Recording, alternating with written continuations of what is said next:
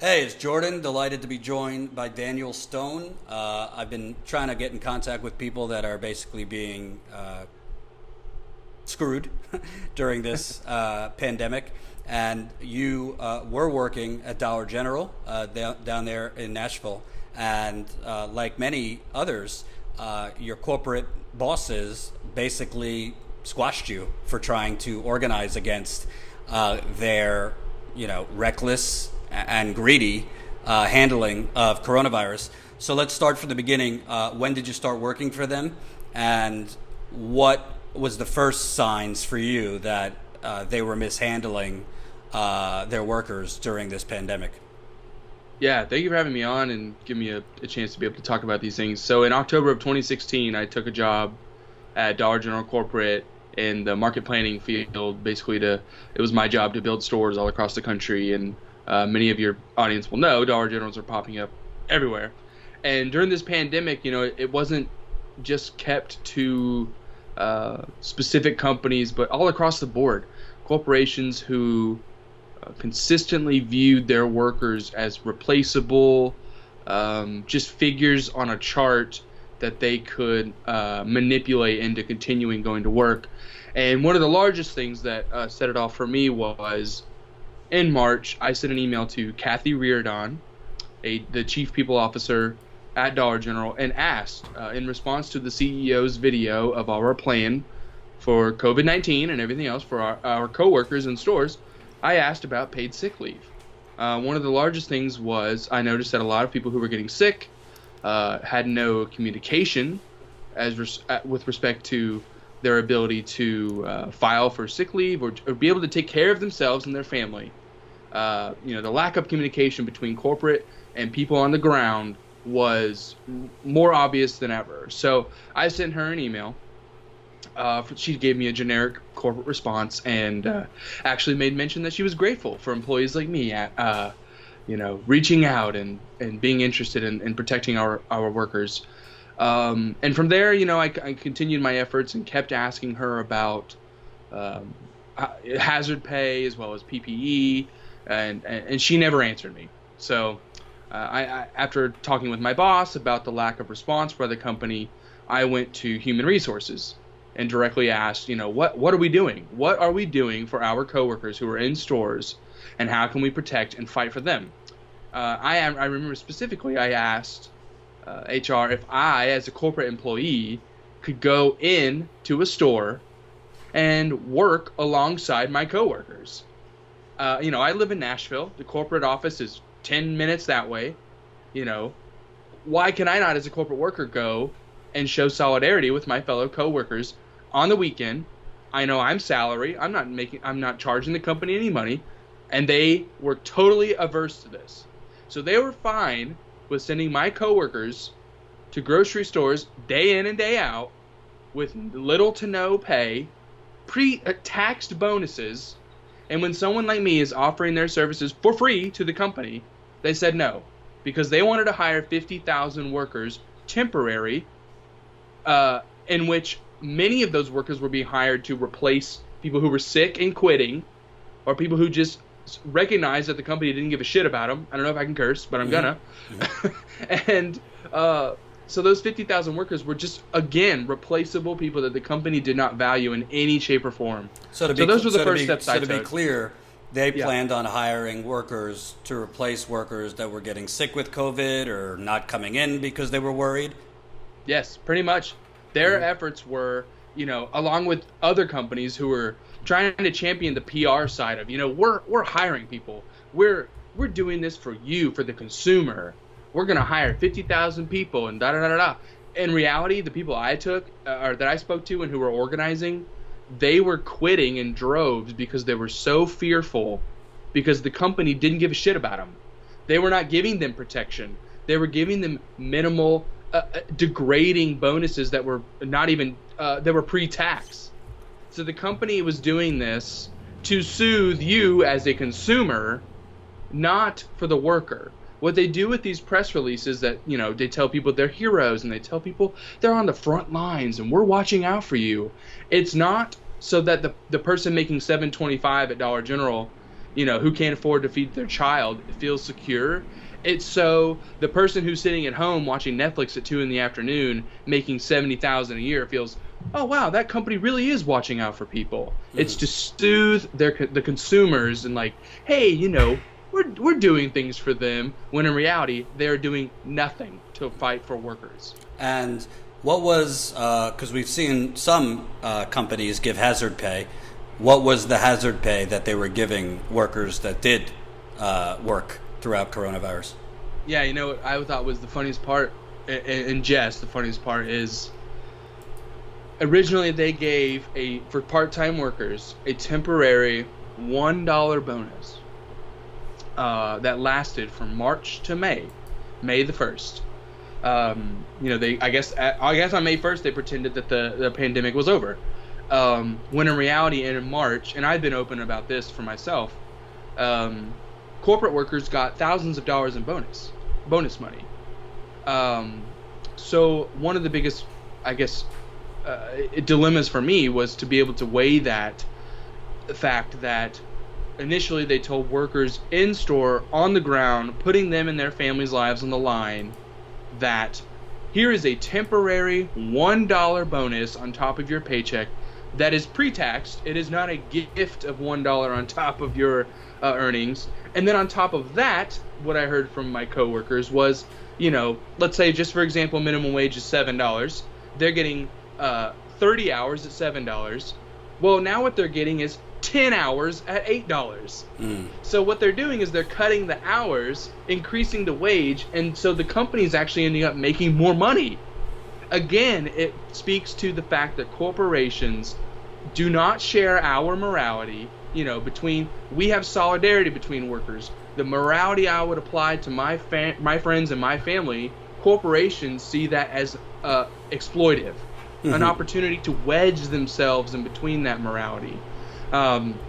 So eventually Dollar General, what I loved they did was the second round of bonuses was they did a $25 million bonus, quote unquote, for 150,000 workers almost. That averages about $150 per worker, whereas 5 people on the executive team of Dollar General makes $24 million.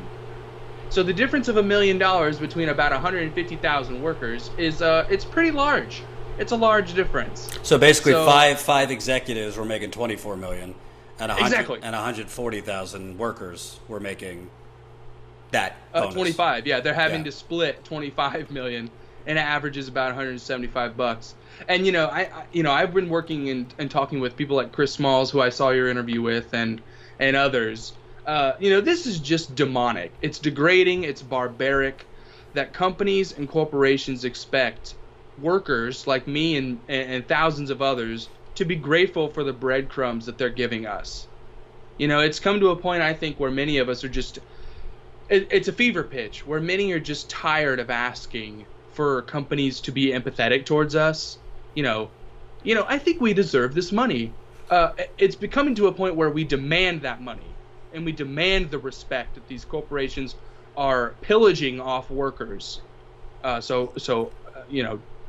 Streams and programs like yours and others who allow workers to have that platform to share our demands, it's critical to the movement. It's a puzzle piece, and we're all in this together. And just one thing, your audience or others I would want to take away is what I've mentioned on other programs, where you may give your family the patience, you may afford your family kindness, you may afford your family understanding. Corporations do not share that. They exploit that. So when the PR pieces go out about heroes and frontline workers and everywhere else, you cannot see that and think that that's how I would treat workers. They must be doing the same. They are not. They are exploiting you. Do not be confused by their veils of genuineness. They do not exist. And I'm curious, because I'm not going to lie to you, I haven't met a lot of corporate workers, workers in corporate that give a shit about the workers in the actual, on the ground in the stores. So what about your background, or what about you made you want to, really join those workers in the stores rather than just enjoying your, corporate bubble and, out of sight, out of mind? What made it different for you? Yeah, I think so. One person that I've been working with is if you're in Nashville, listen to this, Vonda McDaniel of the CLC. She asked that same question. It was like, you're pretty set up during this time, frankly, of people like Dollar General or companies like Dollar General, they boom, man. They genuinely do. I appreciate a lot of the stories, and not to digress, but I appreciate a lot of stories about Amazon and Walmart and everybody. But somehow this company has navigated its way to pretend that they're still a mom and pop shop in rural Kentucky. And it's just not the truth. They do about 1,000 stores a year. They put mom and pop groceries out of work and out of business every week. But for me, I think I come from a background, I'm from Bowling Green, Kentucky. Shout out to Western Kentucky, the Hilltops. My father is a counselor for underprivileged youth. My mother was a small business owner, and she understood, the benefits of having respect from your coworkers and treating your coworkers and your customers with respect. And I think that really set in motion my empathetic ways. I've always had these feelings, and in the beginning, I do think in corporate America there is a level of brainwashing, quite frankly, to think that the PR ticks of serving others, and we're giving these communities groceries and da-da-da. Well, they don't tell you is that we're upcharging people in these communities solely because they live outside of areas that have access to groceries. What they don't tell you is, when minimum wage increases go through, that doesn't affect the business. All that does is affect the returns. They're still pursuing these markets regardless of how high people are being paid. That doesn't affect them as much as you would expect by the PR that they put out. So I think for me, it's always been ingrained in me to defend and protect the working class. Because, say what you say, a corporate worker is still the same as far as what I recognized as a coworker with the grocery store, the distribution center, the truck drivers. People in America have to understand that we're not temporarily poor. The working class is the majority of us. I think that sort of gets lost in the conversation of people thinking that, I do see a lot of people who are protesting and want to open business back up and da-da-da-da. It's kind of misled because a lot of these people want to go back to work because they can't feed their families. And people like who work at Dollar General, they worked alongside me. They want to go back to work because they can't feed their family, but they don't understand that these companies are incentivizing poverty, or they're manipulating poverty. Whereas you can get $600 a week from the government, Dollar General is upset about that because they don't want to pay it. They don't want to pay the living wages. So, not to ramble on too long, but I do think that my upbringing and my understanding of the fact that, my grandparents especially, I give credit to them for raising me to be empathetic towards one another. Mm-hmm. I think that's instrumental in why I did and what others did what they did. And tell us about what happened. Obviously, you started seeing their mishandling and lack of PPE, real hazard pay.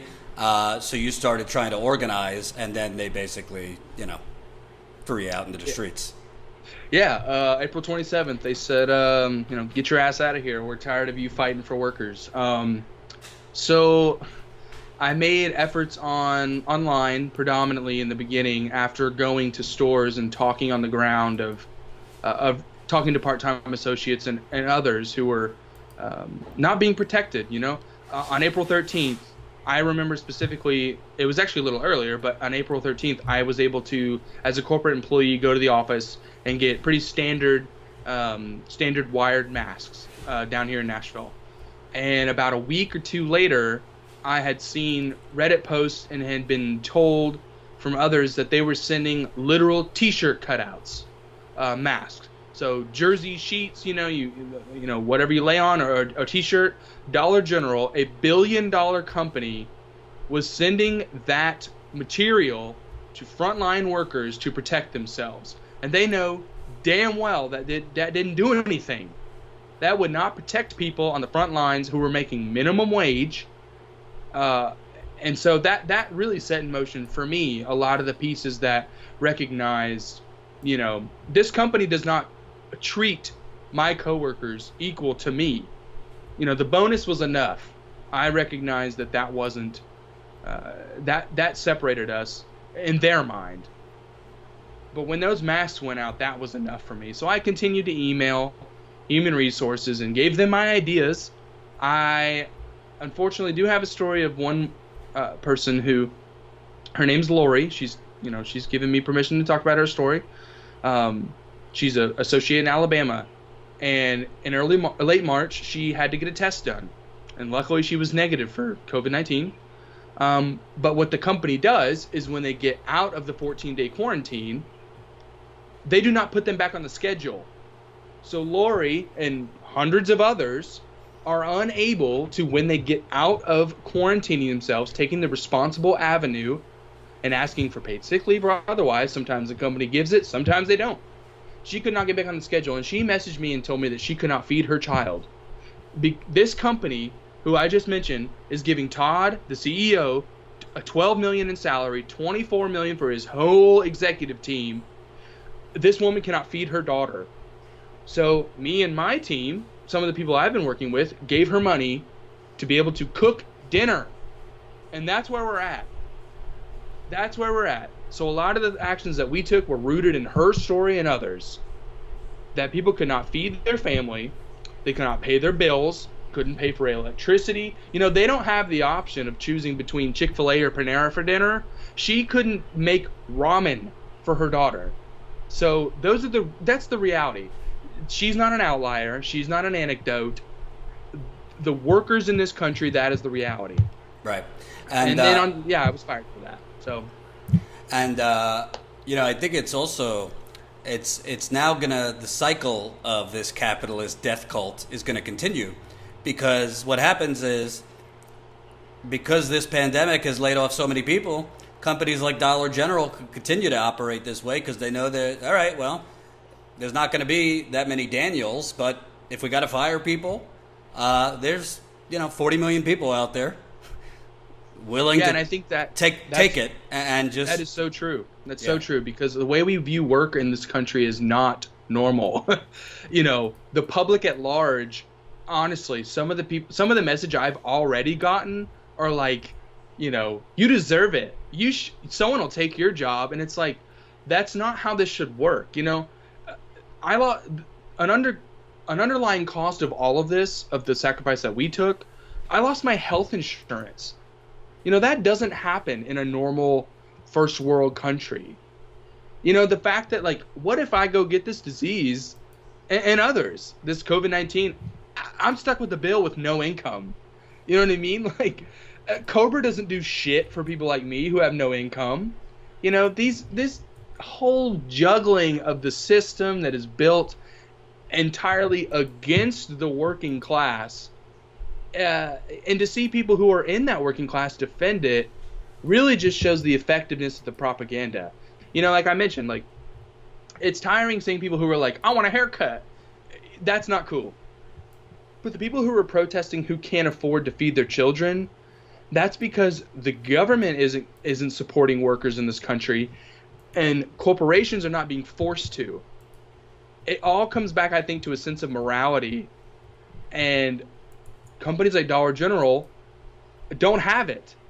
Their existence is to exploit infrastructure, society, and the environment to consume more money for their investors. And it's going to take people like who watch this video and your audience to stand up. I don't want to get too mad, and it may offend someone who's watching this. Tweeting, guillotines and eat the rich only does so much, guys. We have to donate to programs like this, campaigns that we support, who will fight for legislation to protect workers. we have to be united in this, and that's what we tried to pursue. And Dollar General cut us down for it, but in trying to silence me, they have awoken a beast. So, and I know you got a GoFundMe going. What are you trying to do right now? Yeah, so we're continuing. We have about 350 workers who are in private channels with respect to Dollar General. I have been working with Chris Smalls of Amazon Prominence. We are working on other things behind the scenes. Just I guess as far as me, I would shamelessly plug myself. If you'd like to follow me on Twitter and keep up with what I'm doing, it's at Daniel G. Stone. I do have my GoFundMe there, and we are giving 20% of that money away to specifically Dollar General workers, because I do recognize, as a corporate worker, I was fortunate to get a bonus. I recognize that. I'm not hiding behind that. And we will be giving some of that money away after we secure. I have bills. I've got student loans like everyone else does and stuff like that. But we will still be giving some of that money away, because Dollar General will not be giving some of their money away for these workers. But my morality is dependent on supporting workers like that. So, yeah. We'll put the GoFundMe under the video. Thank you, man. I think it's important, because I think the more people that start standing up and fighting back, even if it means getting fired, will inspire the necessary number of people to stand up, and whether it be strikes or worse, where they have to start treating us like humans rather than numbers on a balance sheet. I think that's important. We're not asking Dollar General and other corporations at this point. We're not asking you to recognize our value. We're demanding it. It's past the point of playing nice.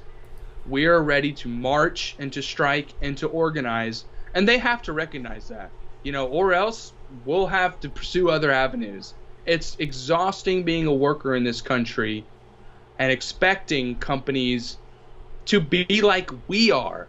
We protect one another. We look out for one another. We support GoFundMes for one another.